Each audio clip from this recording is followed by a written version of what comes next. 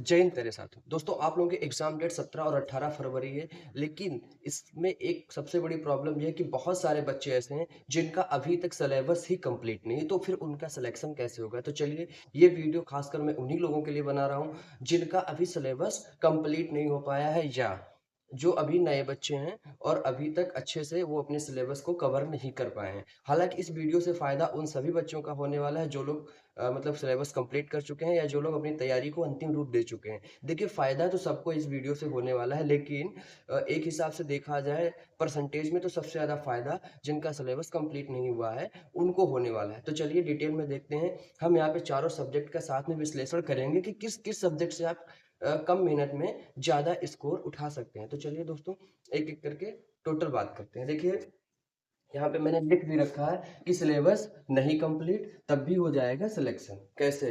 देखिए यहाँ पे मैंने चारों subject Hindi, GK, GS, math और रीजनिंग चारों को लिख रखा है। अब क्या है कि इनके पढ़ने की एक अपनी अलग स्ट्रेटजी बनानी पड़ेगी। देखिए अभी तक आप लोग बुक्स पढ़ रहे होंगे, बुक्स अब नहीं पढ़नी है, उसको अब दूसरे तरीके से, हालांकि पढ़ना बुक से ही है लेकिन अब उसको दूसरे तरीके से पढ़ना है। चलिए हम बताते हैं। देखिए अगर आपका सिलेबस नहीं कंप्लीट है तब भी अब घबराने की जरूरत नहीं है, क्योंकि देखिए समय जो है वो भी अब आपके पास 16 17 18 दिन है। मैक्सिमम 16 17 18 दिन है, बहुत ज़्यादा समय नहीं है। तो इस कम समय को कैसे यूटिलाइज करना है और कैसे अच्छा स्कोर करना है डिटेल में जान लेते हैं। देखिए अब अगर आप बुक्स पढ़ने बैठेंगे तो बुक्स पढ़ने का मतलब है एक बुक नॉर्मली 6 से 7 दिन 8 दिन ले जाएगी, और अगर सिर्फ 4 सब्जेक्ट की 4 बुक पढ़ेंगे तो 7 चौक 28 28 दिन यानी 1 महीना। और वो तो है नहीं आपके पास, मुश्किल से 18 दिन बचे। तो इन 18 दिन में क्या करना है, कोई एक अच्छा सा मॉक टेस्ट उठाइए किसी भी अच्छे पब्लिकेशन का, और उस मॉक टेस्ट को लीजिए, सॉल्व करिए, स्टॉप वॉच लगा के, टाइमर लगा के, जैसे भी करना है वो ओएमआर पर ही सॉल्व करना है। देखिए क्योंकि छोटी छोटी गलतियां आपको अब इग्नोर नहीं करनी है, इनको दूर करना है, और दूर करने के लिए उन गलतियों को सीखना पड़ेगा। भाई देखिए आपको गोला भरना है और गोला गलत भर दिए, यहाँ गलत भरेंगे चलेगा, वहां गलत भरेंगे नंबर कट जाना है। तो देखिए ये सारी गलतियां नहीं करनी है। तो इसके लिए अभी से तैयारी कर लेनी है। एक ओएमआर निकलवा लो, ओएमआर पर ही, जहां तक मेरा सजेशन है मॉक टेस्ट ओएमआर पर ही लगाओ। और मॉक टेस्ट लगाने का अब बेस्ट तरीका ये है कि भैया मॉक टेस्ट लगाए और उसके बाद, मॉक टेस्ट लगाने का मतलब ये नहीं कि लगाए और मिला के छोड़ दिए बस हो गया, नहीं। उसके बाद देखो जो क्वेश्चन गलत हुए हैं वो कहाँ से, किस टॉपिक से, किस चैप्टर से, किस कॉन्सेप्ट के गलत हुए हैं। ये चीज अगर आप लोगों ने कर ली, ये खास करके उन लोगों के लिए जिनका सिलेबस अभी कंप्लीट नहीं है, वो जिनका कंप्लीट है उनके लिए भी बेहतरीन है भाई। क्योंकि देखिए नंबर यहाँ से इंक्रीज होंगे, 100% नंबर बढ़ेंगे। अब अगर आप लोगों ने ये चीज कर ली तो समझ लीजिए एकदम बेहतरीन है। अब करना है जैसे आपने कोई भी, ऐसे आप मैथ लगा रहे हैं, मैथ में आपने कोई भी एक क्वेश्चन गलत कर दिया, प्रॉफिट एंड लॉस का, परसेंटेज का, एवरेज का, तो आपको ये नहीं कि पूरी मैथ पढ़ना है बैठ के। जिस कॉन्सेप्ट का जो क्वेश्चन गलत किया उस कॉन्सेप्ट के बुक में जितने क्वेश्चन है सारे क्वेश्चन लगा लो। मुश्किल से मुश्किल एक कॉन्सेप्ट के 8 से 10 क्वेश्चन होंगे, और जब वो 8-10 क्वेश्चन आप लगा लेंगे आपका वो कॉन्सेप्ट क्लियर हो जाएगा।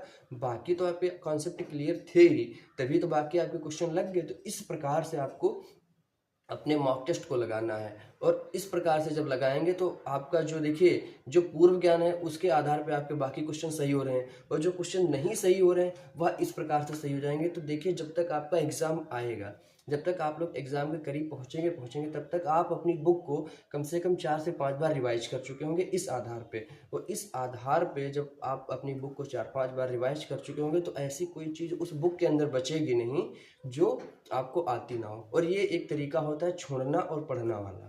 क्योंकि देखिए यहाँ पे, देखिए अगर आप सीधे बुक पढ़ेंगे तो आपको नहीं पता होगा कि आपको बुक में क्या पढ़ना है क्या छोड़ना है, और इसके आधार पर आप ये भी फाइंड आउट कर सकते हैं। क्योंकि देखिए सबका अलग अलग टेक्निक होता है, सबका अलग अलग तरीका होता है, और सबको अलग अलग तरीके से पढ़ना होता है।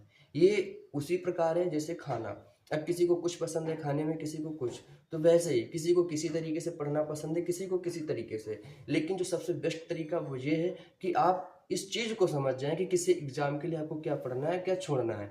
और ये आप तभी कर सकते हैं जब आप मॉक टेस्ट लगाएंगे, तो आपको खुद पता चल जाएगा कहाँ से क्वेश्चन ज्यादा पुटअप हो रहे हैं और कहाँ से क्वेश्चन नहीं पुटअप हो रहे हैं। तो फिर ये आपको हेल्प करने वाला है क्वेश्चन को फाइंड आउट करने में, कि भाई देखिए जहाँ से क्वेश्चन हमारे नहीं पुटअप हो रहे हैं उस पोर्शन को ज्यादा फोकस नहीं करना है, बस एक बार सरसरी नजर में पढ़ लेना है। और जहाँ से हमारे क्वेश्चन ज्यादा पुटअप हो रहे हैं उसको ज्यादा फोकस करके पढ़ना है। और ये एकदम समझ लीजिए आपका बेहतरीन तरीका हो जाएगा बुक को एनालिसिस करने का, क्योंकि देखिए उसके पहले पता नहीं होता है कि हमको किसी किताब में क्या पढ़ना है, क्या छोड़ना है। तो किसी किताब को पढ़ने के पहले हम उस पेपर को, मतलब जिस एग्ज़ाम की हम तैयारी कर रहे हैं, उस एग्ज़ाम के कुछ प्रीवियस के क्वेश्चन पेपर को अच्छे से एनालिसिस कर लें।